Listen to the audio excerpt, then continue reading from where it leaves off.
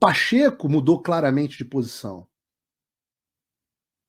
Por que ele mudou? Ora, um lado tem a ver com ele, o fato dele estar politicamente morto. Pacheco não se elege senador nunca mais na vida dele. Com sorte, se elege deputado federal. Ele sabe disso. Mas tem também a questão da traição. O Pacheco era o candidato do Xandão ao STF.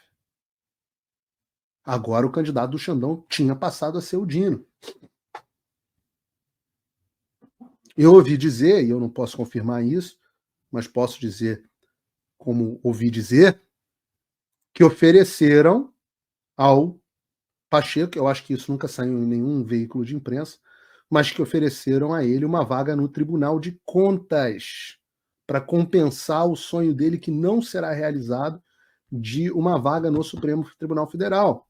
Afinal, o candidato do Xandão, volto a dizer, era o Pacheco e passou a ser o Flávio Dino. Dizem as más línguas, e a gente não tem como saber se é verdade, mas eu ouvi isso de um senador, que eu já adianto que não foi o Seif, que o Dino consegue a vaga dele na base da extorsão. Que o Dino ameaça, agora que ele está com a Gestapo lá, um braço da Gestapo debaixo dele, essa que se chamava Polícia Federal, mas hoje dentro dela existe uma Gestapo, ele usa ela para chantagear. Não tem como saber se é verdade. Mas dizem que o Pacheco está aí querendo voltar a advogar e tal. Eu acho que, além disso, há um processo de conscientização. Conscientização que eu digo porque eu converso, sempre falo isso para vocês, eu converso com muitos deputados e senadores todos os dias. Não há um dia que eu não converse com pelo menos uma meia dúzia de parlamentares. Até final de semana. E eu reparo, e já conversei com vários, de várias camadas, e eu reparo que existe um grupo muito grande, principalmente esse pessoal do centro, que não tem ideia do que está acontecendo. E agora, quando o STF começa a querer decidir marco temporal, aborto, drogas, contrariando o Congresso, quando eles começam a querer empurraram o Zanin, o Senado ficou ali meio, tá bom, advogado do Lula, passou. Aí fala, bom, se passa Zanin, passa Bessias, passa Dino, passa Boiada. Aquele clima, né? E o Senado começou a ficar ressabiado. Cadê meu Pacheco? Cadê a minha contrapartida? Embora digam também que quem manda hoje no Senado já é o Alcolumbre. Pacheco não manda tanto assim, não.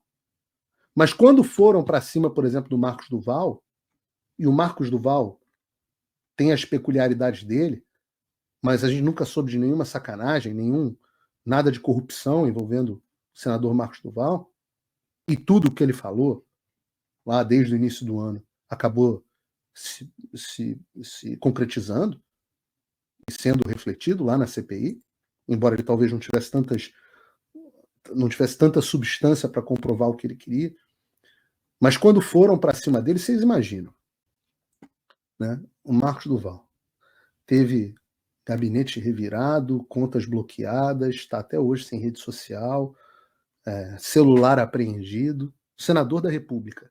Agora, você imagina, se ele, que nunca fez nenhuma sacanagem, que a gente sabe, pode acontecer isso com ele, você imagina como é que ficaram tantos senadores do Centrão que têm o rabo preso, vendo que a imunidade deles não vale mais nada.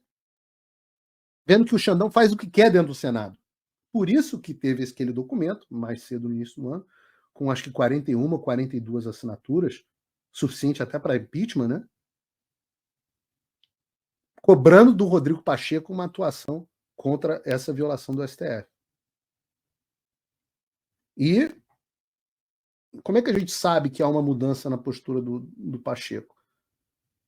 A gente sabe lá pela rejeição do nome do DPU, a gente sabe porque o Pacheco vem falando, é que o Pacheco é uma geleia, mas ele vem falando cada vez de forma mais enfática contra o Supremo Tribunal Federal, ao ponto de que ontem ele teve que dizer, não, eu sou a pessoa que mais defende o Supremo Tribunal Federal. Se está dizendo isso, é porque estão dizendo porque ele está sendo cobrado por uma posição mais combativa. E várias medidas dele contra o Supremo Tribunal Federal, medidas que estão no Senado contra o Supremo Tribunal Federal, estão sendo e serão pautadas e devem passar. A reforma tributária do Lula vai passar ruim, mas não vai passar horrorosa. Vai ter que voltar para a Câmara. O Senado está criando complicação. Então, o que está faltando? Está faltando pressão popular. Vocês imaginem se o povo tivesse, com esse Pacheco ressabiado, se sentindo traído, sem perspectiva, louco para ter uma coisa para aparecer, vocês imaginem se o povo tivesse, desde março, em massa nas ruas, pedindo fora Xandão. Pacheco ia estar com a faca e o queijo na mão e todas as justificativas. Vocês têm dúvida que a fita do aeroporto de Roma ia já ter aparecido, ia dar um empurrão que faltava para o impeachment do Xandão? Você tem dúvida que as denúncias que a ASFAV, Associação das Famílias e Vítimas do 8 de janeiro, os presos políticos do 8 de janeiro, que fizeram, na semana passada, eu fiz uma longa entrevista sobre isso, e uma palestra também junto com eles, mais de 100 denúncias na OEA, na Comissão Interamericana de Direitos Humanos, os senadores e deputados que fizeram denúncias na ONU, eu estava pessoalmente, fui entregar na ONU a denúncia com eles.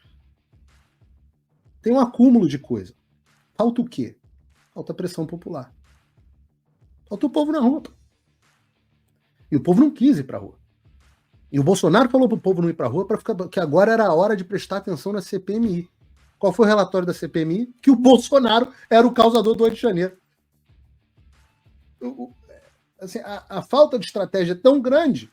Vamos prestigiar a CPI que vai determinar, e com relatório aprovado, que eu sou o cara do 8 de janeiro. Ai, meu Deus. E não vão para as ruas. Estratégia ali não é o forte, queridos. Por isso vocês precisam estudar, por isso vocês precisam se preparar. Porque não é esse o caminho. Não há caminho para o Brasil sem pressão popular. Então a gente tem que ter algumas etapas. A primeira é a conscientização, e é isso que a gente está fazendo aqui, é por isso que eu estou no ar. Depois a gente tem, depois da conscientização e do entendimento, que passa por estudo, que passa... agora formou-se um consenso, que é o que está se formando no Congresso. Formou-se um consenso de que esse é um problema. Beleza. Agora a gente vai partir para a ação. Antes tem a mobilização. Formou-se um consenso, se mobiliza e a partir daí você vai para a ação. E aí ficam aqui, mas não adianta nada, a gente vai fazer isso e as pessoas não vão ver nada. Meu filho, nada adianta nada. Nunca nada no mundo foi feito por pessoas que acham que nada adianta nada. Nunca. Se você é uma dessas pessoas, você precisa primeiro resolver os seus problemas internos. Você tem um traço psicológico chamado neuroticismo exacerbado e você precisa tratar isso. Aí, beleza.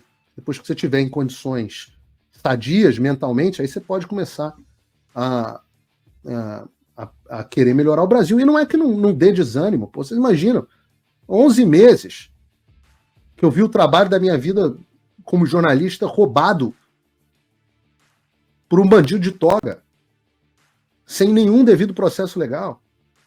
Vocês acham que isso não me causa desânimo? É claro que me causa, mas eu estou aqui novo com vocês no ar.